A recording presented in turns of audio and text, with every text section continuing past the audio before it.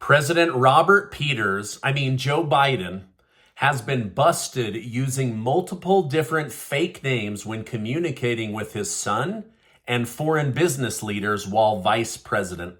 Ukraine is told by NATO it's time to give up land to Vladimir Putin and end the war. And new data shows Americans are getting poorer while Russians are getting richer. Thank you so much for liking and sharing these videos. It really helps me out, so thank you so much. I'd also like to thank today's video sponsor, Mr. 1920 Soap, and I'll tell you about their amazing offer later at this video. While we know the current president by the name of Joseph Robinette Biden, Representative James Comer has just reported that Biden likely went by other names such as Robert Peters and Robin Ware when communicating via email with his son Hunter Biden and others. Due to the suspicious use of pseudonyms, Comer has demanded that the National Archives hand over documents in which the then vice president was referred to by these names. Comer stated, Joe Biden has stated there was an absolute wall between his family's foreign business schemes and his duties as vice president. But evidence reveals that access was wide open for his family's influence peddling. So while vice president, why would you communicate with foreign leaders and business people under a fake name?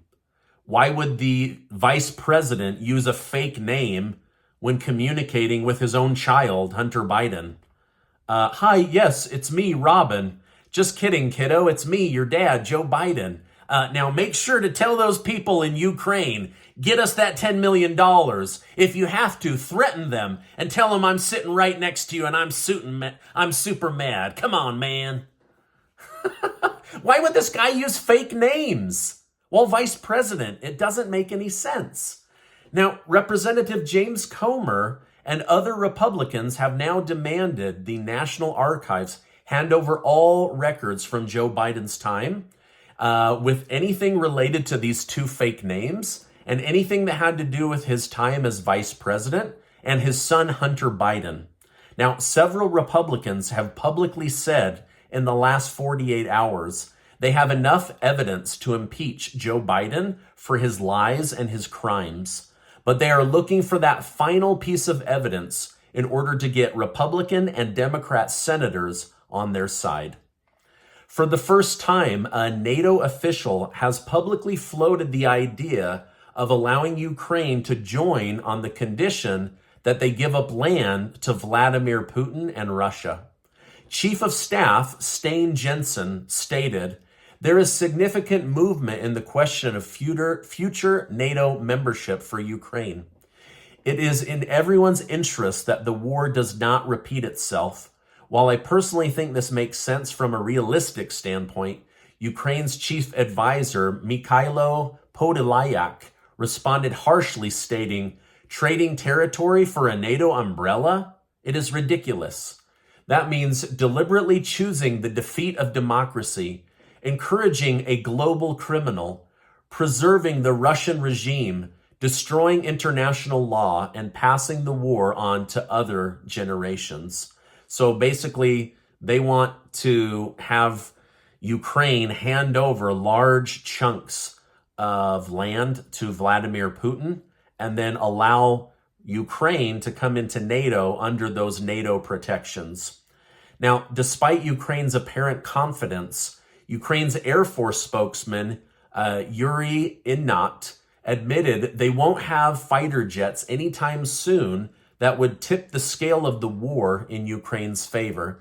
He stated, it's already obvious we won't be able to defend Ukraine with F-16 fighter jets during this autumn and winter.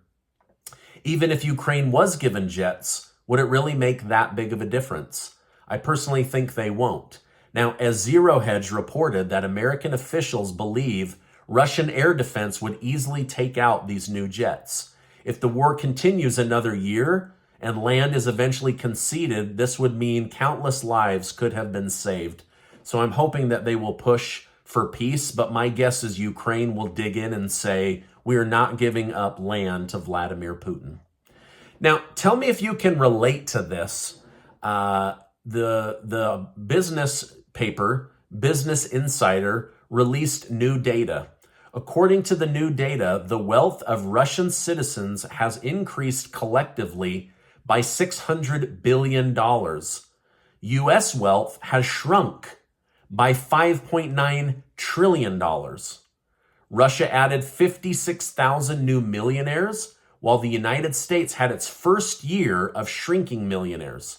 So CNN will brag that the Russian ruble is struggling, but the aggregate data shows Russians have gotten richer and Americans have gotten poorer during this Russia-Ukraine war. Let me know down below, what are your thoughts? It's not that I care that Russians are getting richer. That's on them. That's on Russia, right? But Americans are getting poorer, and that's really bothersome. Let me know your thoughts. I know it's getting so expensive. Most people before COVID couldn't even cover a $500 emergency. Now they're having to choose between paying rent or medication, paying for their mortgage or putting food on the table. It's really, really dire for many people out there.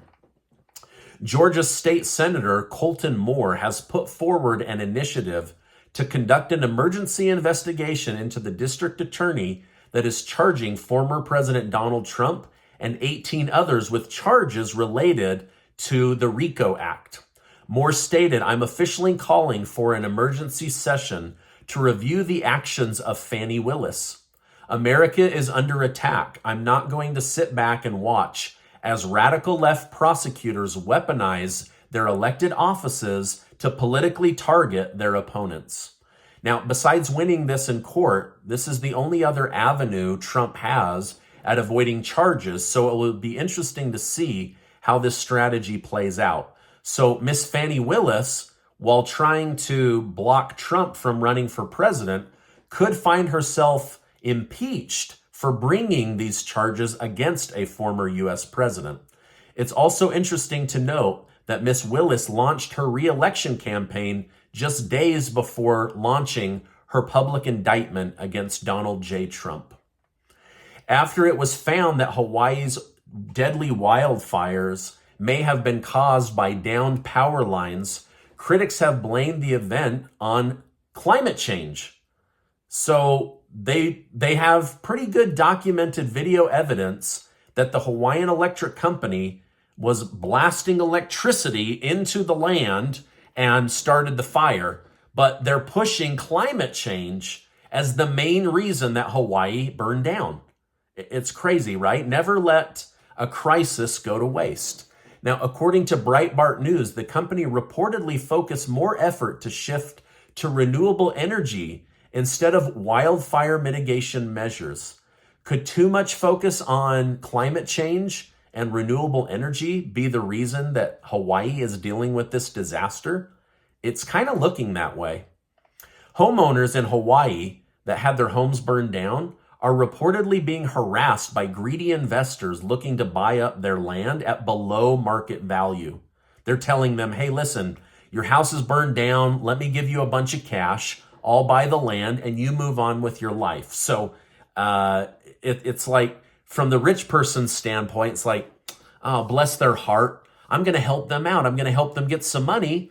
In the meantime, I'm going to scoop up some oceanside property. But they're now coming out with video complaints on TikTok and Telegram saying, how dare you do that to our community right now? If you are a victim and they are calling you, please get their business name so that we can put them on blast. Becoming a police officer is reportedly becoming more unpopular as crime is rising and as people are wanting to defund the police versus give them more training and more equipment and better pay. For instance, the entire police force in Goodhue, Minnesota, all quit overnight.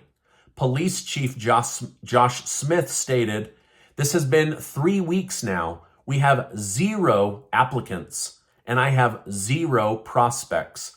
I've called every police department around for the youngest guys out there getting into the game. There's nobody getting into the game."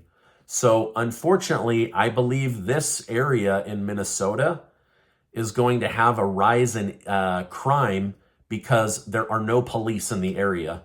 And, you know, police are not perfect and they make a lot of mistakes, but they also do a lot of good. And not having them is going to be a really interesting situation.